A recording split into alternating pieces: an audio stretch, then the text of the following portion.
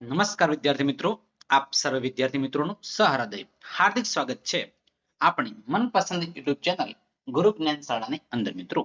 મિત્રો આજે આપણે ધોરણ 8 વિષય છે વિજ્ઞાન, ચેપ્ટર નંબર 6 પ્રાણીઓમાં પ્રજનન, ચેપ્ટર અંદર સ્વ અધ્યયન પોથીનું મિત્રો સંપૂર્ણ સોલ્યુશન કરવા આપણે જઈ રહ્યા છીએ.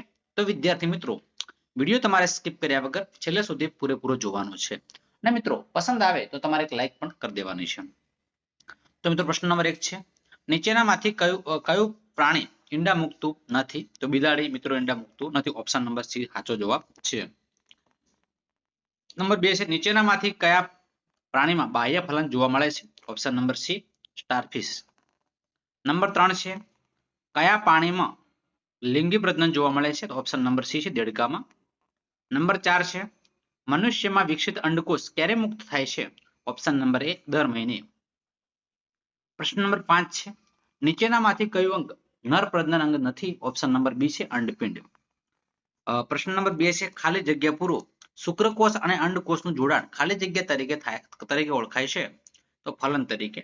નંબર 2 છે, ટેડપોલનું પુખ્ત દેડકામાં રૂપાંતરણ પામવાની પ્રક્રિયાને શું કહેવાય છે? તો કાયાતરણ કહેવામાં આવે છે. નંબર 3 છે, એક જ પિતૃમાંથી નવો સજીવ ઉત્પન્ન થાય છે તેને ખાલી જગ્યા કહેવામાં આવે છે? તો અલિંગી પ્રજનન કહેવામાં આવે છે.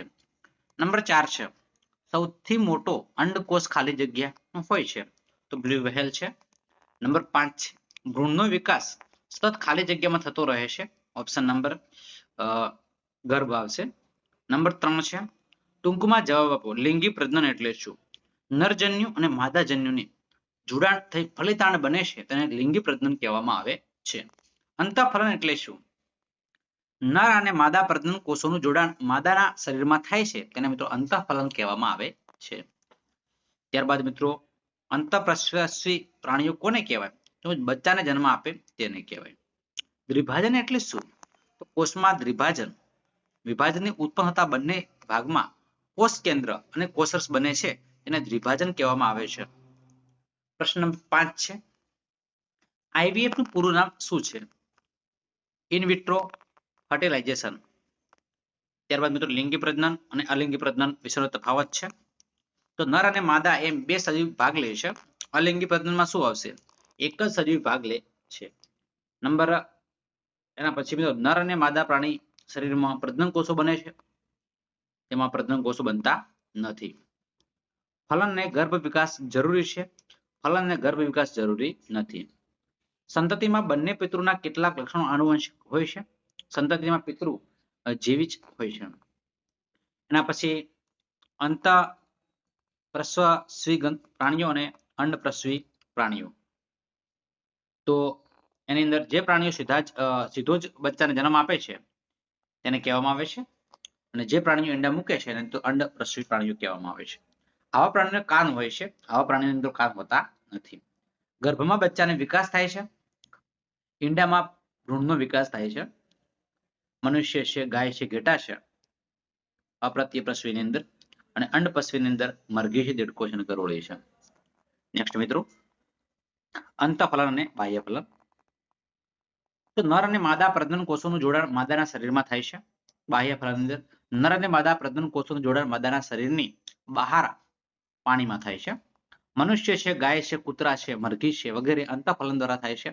તારા માછલી છે, દેડકો છે વગેરે બાહ્ય ફલન દ્વારા થાય છે. ત્યારે મિત્રો અહીંયા ખરા ખોટા આપ્યા છે, તમારે મિત્રો અચૂક જોઈ લેવાના છે. બરાબર છે. એના પછી મિત્રો માગ્યા મુજબ જવાબ આપણે આપવાના છે. નર પ્રજનન અંગો વિશે ટૂંક નોંધ લખો. પુરુષના પ્રજનન અંગોમાં એક જ જોડ શુક્રપિંડ અને એક જોડ શુક્રવાહિની અને એક શિશ્ન આવેલા હોય છે. શુક્રપિંડ નર જનન કોષોમાં ઉત્પન્ન કરે છે તેને શુક્રકોષો કહેવામાં આવે છે. માદા પ્રજનન અંગો વિશે ટૂંક નોંધ લખો. તો મિત્રો સ્ત્રીના પ્રજનન અંગોમાં એક જ જોડ અંડપિંડ, એક જોડ અંડવાહિની, ફેલોપિયન નલિકા અને ગર્ભાશય હોય છે. અંડપિંડ માદાજન્યુ ઉત્પન્ન કરે છે એને અંડકોષ કહેવામાં આવે છે. સ્ત્રીમાં પ્રતિ માસે બંને અંડપિંડમાંથી વારાફરતી એક વિકસિત અંડકોષ મુક્ત થાય છે.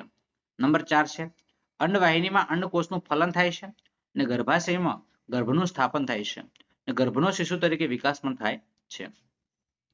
નંબર 3 છે, મનુષ્યમાં ફલનની ક્રિયા ટૂંકમાં સમજાવો. તો મિત્રો મનુષ્યમાં લિંગી પ્રજનન થાય છે અને ફલનની ક્રિયા સ્ત્રી શરીરની અંદર થાય છે તેને મિત્રો અંતઃફલન કહેવામાં આવે છે. મૈથુન ક્રિયા દરમિયાન પુરુષના શુક્રકોષો સ્ત્રીના પ્રજનન માર્ગમાં મુક્ત થાય છે. આ શુક્રકોષો સ્ત્રી શરીરની અંડવાહિનીમાં અંડકોષના સંપર્કમાં આવે છે અને ફક્ત એક શુક્રકોષ સાથે અંડકોષ સાથે જોડાઈને એક થઈ જાય છે અને શુક્રકોષ અને અંડકોષના આ જોડાણને શું કહેવામાં આવે છે? ફલન કહેવામાં આવે છે.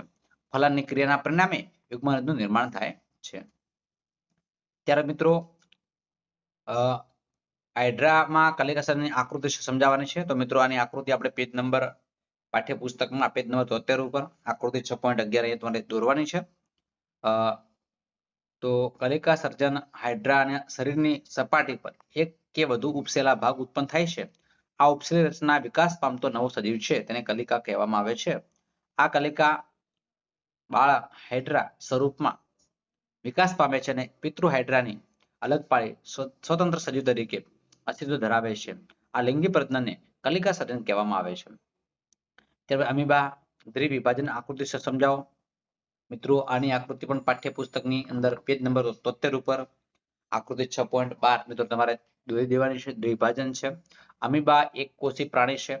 દ્વિભાજનની શરૂઆત કોષ કેન્દ્રના બે ભાગમાં વિભાજન થાય છે અને ત્યારબાદ કોષરસનું પણ વિભાજન થાય છે.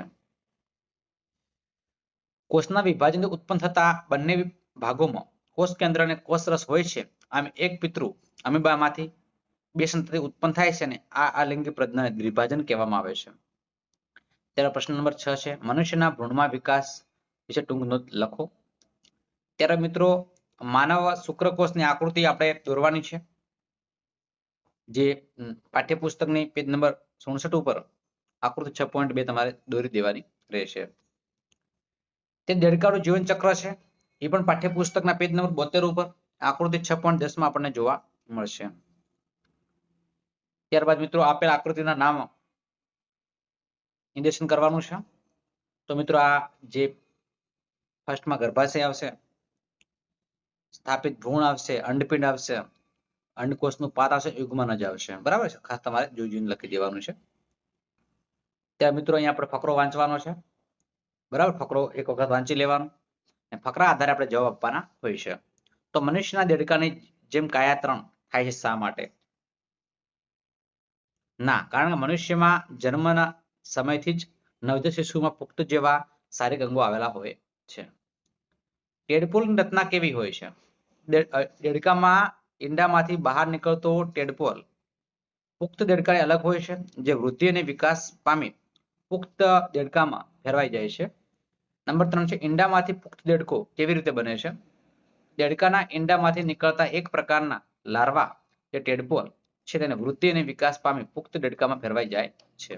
તો મિત્રો આ છે આપણું આજના વિડીયોનું સોલ્યુશન.